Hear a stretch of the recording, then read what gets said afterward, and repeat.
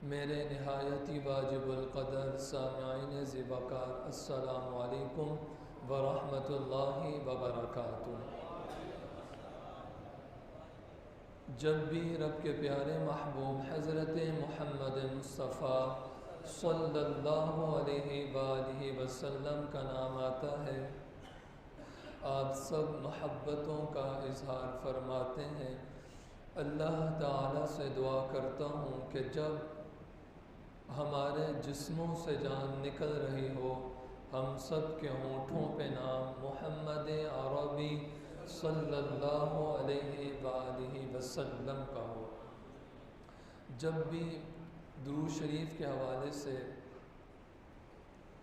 بیان شروع کرنے سے پہلے کوئی نہ کوئی بات، کوئی نہ کوئی حدیث مبارکہ آپ کے سامنے رکھتا ہوں۔ ایک حدیث مبارکہ ہے، جب بھی نبی کریم صلی اللہ علیہ وآلہ وسلم کا نام ہم لکھتے ہیں تو بعض احباب کی یہ عادت ہوتی ہے کہ وہ نام محمد صلی اللہ علیہ وآلہ وسلم کے اوپر صرف صاد لکھ دیتے ہیں۔ یہ غلط عمل ہے۔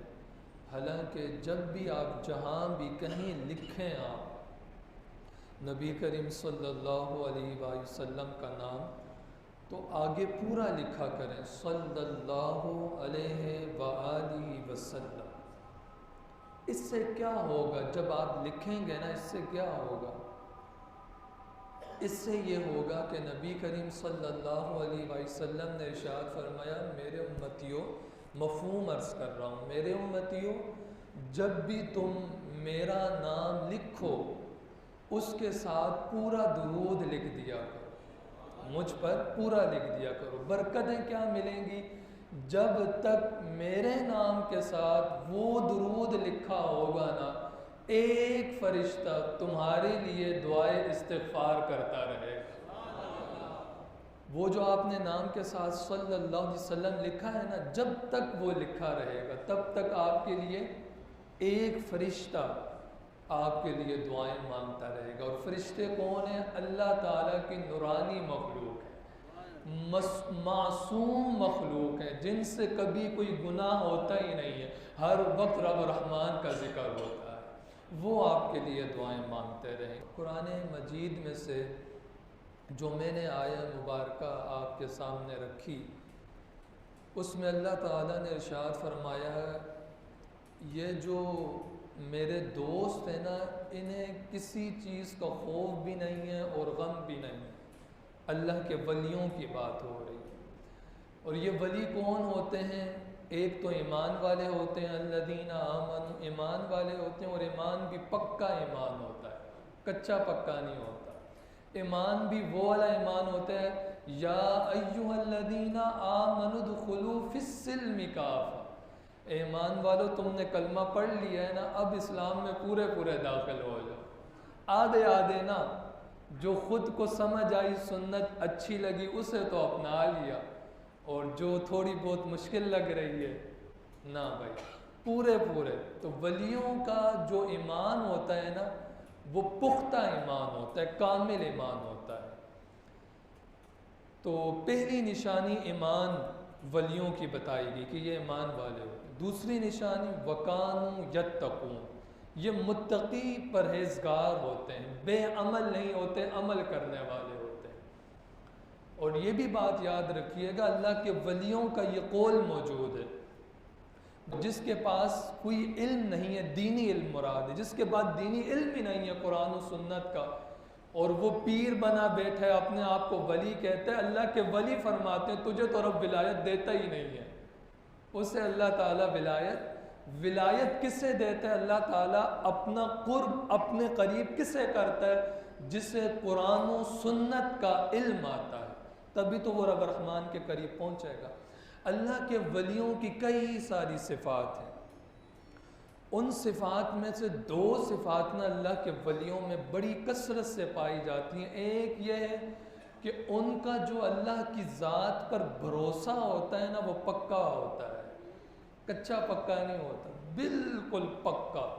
توکل جو ہے نا، وہ بالکل پکا ہوتا ہے۔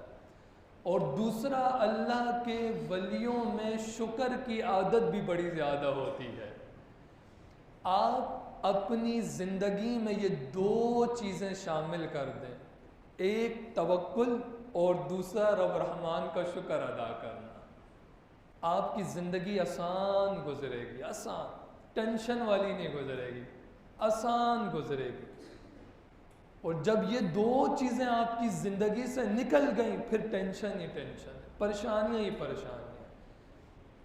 جو مصیبت آ رہی ہے نا وہ اللہ کی طرف سے آ رہی ہے، تو توکل آپ کا پکا ہونا چاہیے، رب رحمان کی طرف سے آئیے تو مالک قبول کروں گا، مالک شکوے کی زبان نہیں۔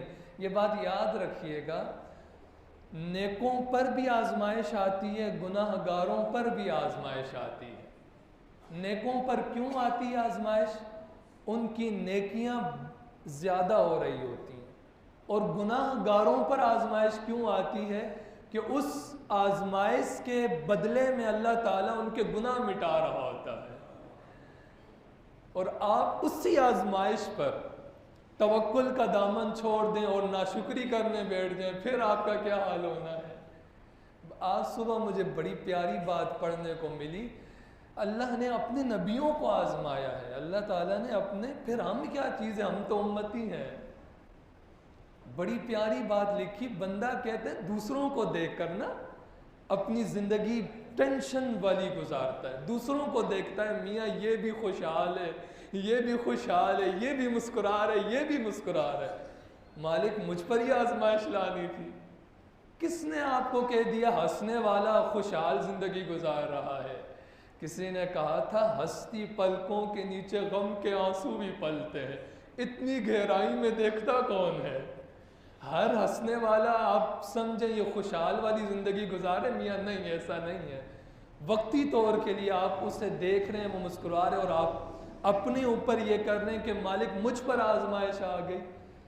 بڑی پیاری بات، بڑی پیاری بات۔ بندہ کہتا ہے یہ آزمائش مجھ پر کیوں آ گئی؟ رب رحمان فرماتے ہیں مجھ سے محبت جو کرتا ہوں، تجھ سے محبت کی ہے تبھی تو آزمائش ڈالی ہے، تجھ سے محبت نہ ہوتی بھی آزمائش کہاں سے آتی تجھ پر؟ تو آزمائش میں اللہ تعالیٰ کا شکر ادا کرنا اور توکل کا دامن نہ چھوڑنا، یہ اللہ کے ولیوں کی صفات ہے۔ تو یہ توکل ہے کیا؟ اسباب کو اختیار کیا جائے اور جو نتیجہ ہے نا، نتیجہ اسے اللہ تعالیٰ کی ذات پر چھوڑ دیا جائے، یہ توکل۔ آپ ایسا نہیں ہے کہ ایک شخص سے اس نے بیج اپنے ہاتھ میں پکڑا ہوا ہے، بیج اپنے ہاتھ میں، اور وہ کہے میں تو اللہ کی ذات پہ توکل کرتا ہوں یہیں سے پودا نکلے گا۔ زمین سامنے ہے اور بیج اپنے ہاتھ میں لیا ہوا ہے اور اس کا توکل ہے، اسباب کو چھوڑا ہوا ہے اور وہ توکل کر رہے کہ یہیں سے پودا نکلے گا۔ نہیں میاں، کبھی نہیں نکلے گا، زندگی بھر کھڑا رہے گا۔ توکل یہ ہے کہ آپ اس بیج کو زمین میں بوئیں اور پھر پانی بھی ڈالتے رہیں، پھر جو نتیجہ ہے نا کہ پودا نکلے گا یا نہیں، درخت بنے گا یا نہیں، پھل لگیں گے یا نہیں، وہ نتیجہ اللہ تعالیٰ کی ذات پر چھوڑ دیں۔ بیج بوئیں، پانی ڈالتے رہیں، وہاں سے پودا نکالنا یہ رب رحمان کا کام ہے۔ اس پودے کو درخت میں تبدیل کرنا، اس درخت سے، لکڑی کے درخت سے پھلوں کو نکالنا اور اس پھل میں مٹھاس ڈالنا، یہ رب رحمان کا کام ہے، یہ آپ کا کام نہیں۔ آپ نے صرف بیج کو بونا ہے، سبب اختیار کرنا ہے، پانی بھی ڈالنا ہے، اور جو نتیجہ ہے وہ کس کی؟ اللہ تعالیٰ کی ذات پر۔ حضرت موسیٰ علی نبینا علیہ الصلاۃ والسلام، کیا ہوا کہ پیٹ میں، آپ کے پیٹ میں درد ہو گیا۔ جب پیٹ میں درد ہوا نا تو سیدھا کوہ طور پر آئے۔ توکل کیا ہے؟ سیدھا کوہ طور پر آئے اور ہاتھوں کو اٹھا لیے۔ ایسے جلیل القدر نبی تھے کہ کوہ طور پر آ کر رب رحمان سے باتیں کیا کرتے تھے۔ اور آج درد ہو گیا تو درد کے لیے ادھر ادھر نہیں بھاگے، بلکہ کدھر آئے؟ کوہ طور پر آئے۔ جب کوہ طور پر آئے نا، امت کے لیے تعلیم ہے اس میں، جب کوہ طور پر آئے نا تو کہا مالک میرے پیٹ میں درد ہو گیا ہے۔ تو رب نے فرمایا اے موسیٰ فلاں جنگل میں جاؤ، فلاں جنگل میں تمہیں فلاں درخت ہے، اس درخت کے پتوں کو توڑو اور ان پتوں کو نچوڑو، جو پانی نکلے گا اسے پی لو، تمہیں شفا مل جائے گی۔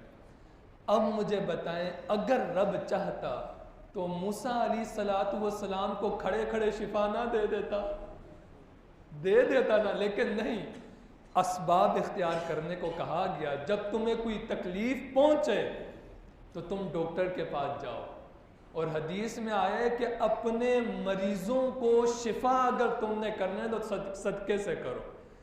یعنی تمہیں کوئی بیماری آ گئی ہے تو ڈاکٹر کے پاس ضرور جاؤ، لیکن پہلے اپنی جان کا صدقہ نکالو، پھر جاؤ ڈاکٹر کے پاس، پھر رب تعالیٰ تمہیں شفا عطا فرمائے گا۔ اب موسیٰ علیہ السلام گئے جنگل میں، درخت وہ والا ملا، اس درخت سے پتوں کو توڑا، نچوڑا اور پانی پی لیا، آرام آ گیا۔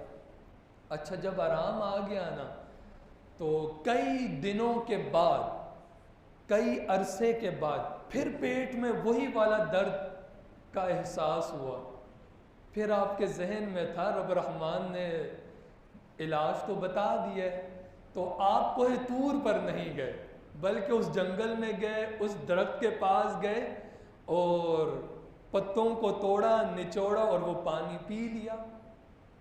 اب جب پیا نا، پہلے جب پیا تھا نا شفا مل گئی تھی، آج جب رب رحمان کے پاس نہیں گئے تو رب رحمان نے شفا ہی نہیں دی۔ واپس بھاگے کوہ طور پر آئے، کہا مالک پہلی بار جب درد ہوا تیرے پاس آیا، تو نے علاج بتایا، وہ کیا تو آرام آ گیا، آج بھی وہی درد ہوا مجھے، میں ڈرک گیا جنگل میں، وہاں سے پتوں کو توڑا، نچوڑا، پانی پیا، درخت بھی وہی ہیں، پتے بھی وہی ہیں، پانی بھی وہی ہیں، مالک آرام نہیں آ رہا۔ موسیٰ اب آ رہے ہو، پہلے ہی آ جاتے، اب کیوں آ رہے ہو، پہلے ہی آ جاتے۔ تو رب نے فرمایا اے موسیٰ پہلے میرا حکم تھا، میں نے شفا ڈالی تھی، اب تو میرے پاس نہیں آیا نا، میں نے شفا ہی نہیں رکھی۔